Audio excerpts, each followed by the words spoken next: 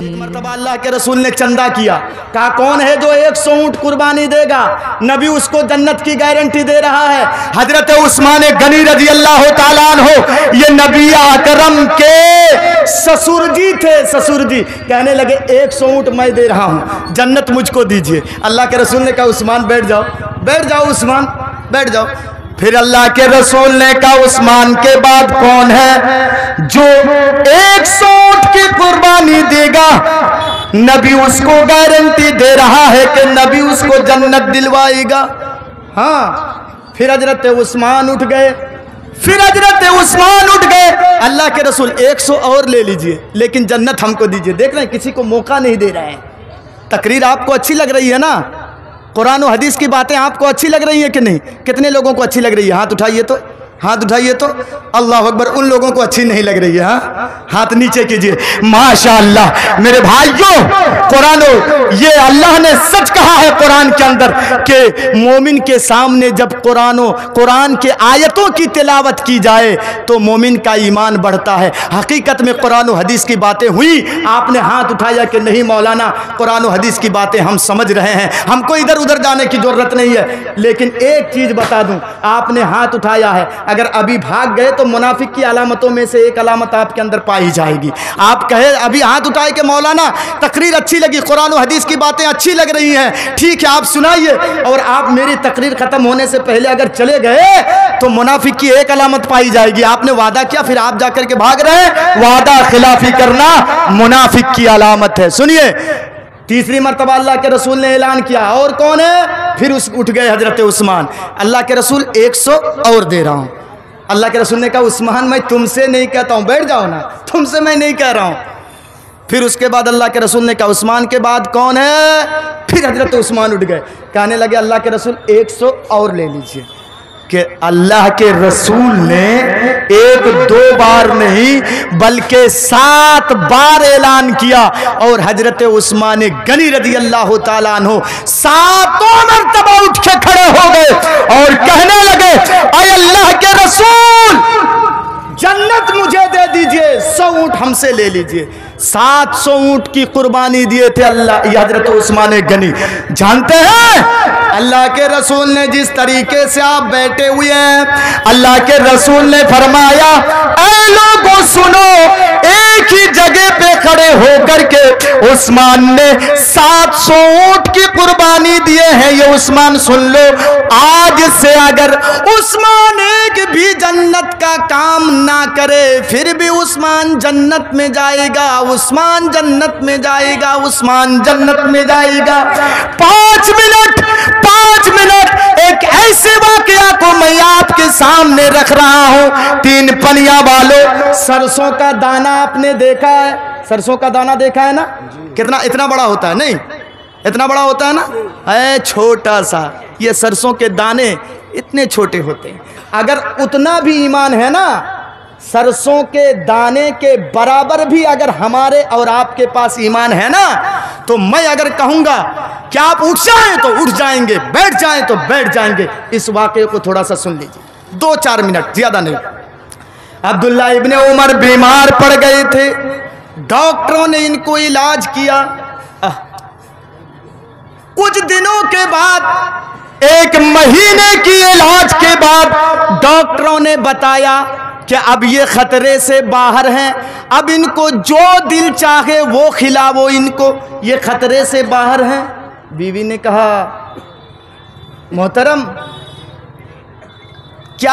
دل کیا چاہتا ہے، کیا کھائیں گے آپ؟ کہا بیوی ڈاکٹروں نے ناک میں دم کر کے رکھ دیا تھا، بیوی دل تو چاہتا ہے کہ میں مچھلی کھاؤں۔ غلام کو بھیجا، جاؤ مارکیٹ سے مچھلی لے کے آؤ۔ غلام مارکیٹ سے مچھلی لے کے آیا، اس کو تیل میں بھنا، اچھی طریقے سے صاف کرنے کے بعد، تیل میں بھننے کے بعد، روٹی بنانے کے بعد دسترخوان میں رکھ دیا۔ بیوی نے جا کر کے شوہر کو بڑے پیار سے سینے سے لگا کر اٹھایا، میرے سرتاج اٹھیے، چلیے آپ کے لیے دسترخوان میں روٹی اور مچھلی حاضر ہے۔ پیاری بیوی روٹی کا ٹکڑا توڑ کر کے شوربے میں ڈبا کر کے مچھلی لگا کر کے اب منہ کے اندر وہ روٹی کا ٹکڑا دے گی، ڈالے گی، अब्दुल्ला इब्ने उमर के मुंह में इतने में बाहर के दरवाजे से आवाज आ रही है, शैअन लिल्लाह,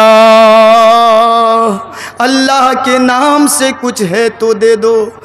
अब्दुल्ला इब्ने उमर ने कहा, रोटी का लुकमा नीचे करो, जाओ पहले देखो कौन दरवाजे में आया है। कहा कोई साइल मांगने आया है, कोई साइल मांगने आया है, जाओ रोटी और मछली उसी को दे दो।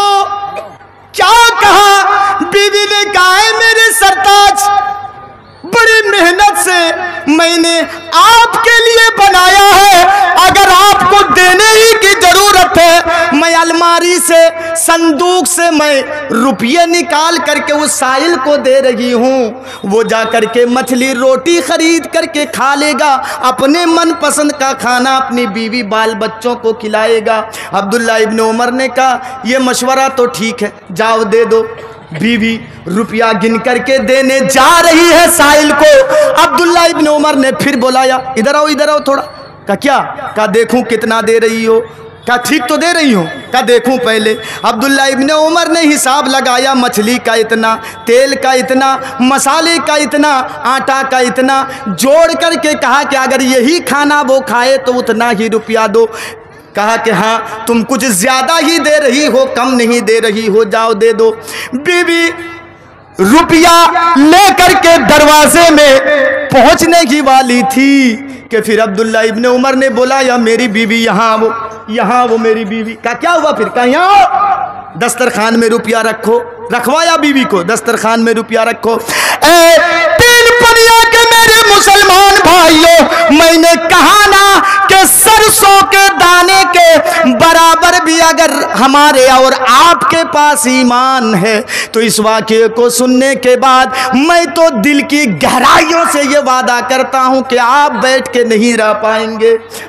बीवी को बुलाया, रुपया रखो दस्तरखान में, रख दिया। बीवी ने पूछा नहीं, बीवी ने दस्तरखान में रोटी भी है, मछली भी है, रुपया भी है, पूरा उठा करके अब्दुल्ला इब्ने उमर ने कहा कि जाओ साइल को मांगने वाले को दे दो। का क्या हुआ? का पहले दे करके आओ, बाद में बताऊंगा। बीवी ने दे दिया साइल को। अब आ गई बीवी, आ गई शौहर के पास बैठ गई, कहने लगी ऐ मेरे सरताज, अब आप बताइए कि आपने पूरा क्यों दे दिया, क्यों दे दिया पूरा आपने?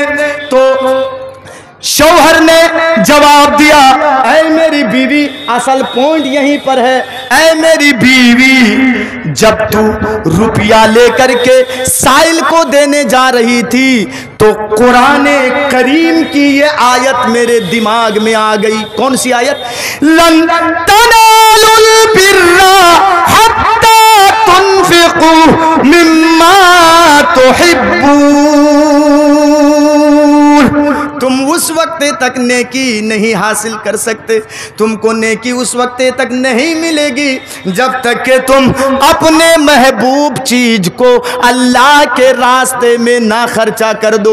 बीवी मैं तो क्लियर नहीं हो पा रहा था कि रुपया मेरे नज़दीक महबूब है या मछली मेरे नज़दीक महबूब है। मछली देने जा रहा हूँ, दिल में ख्याल आ रहा है कि रुपया मेरे नज़दीक पसंदीदा है, रुपया देने जा रहा हूँ तो फिर दिल में ख्याल आ रहा है कि मछली मेरे नज़दीक पसंदीदा है। मैं किसी नतीजे पर नहीं पहुंच पा रहा था, क्लियर नहीं हो पा रहा था, इसीलिए मैंने दोनों उठा करके दे दिया। जाबो एक दिन आमी रबो।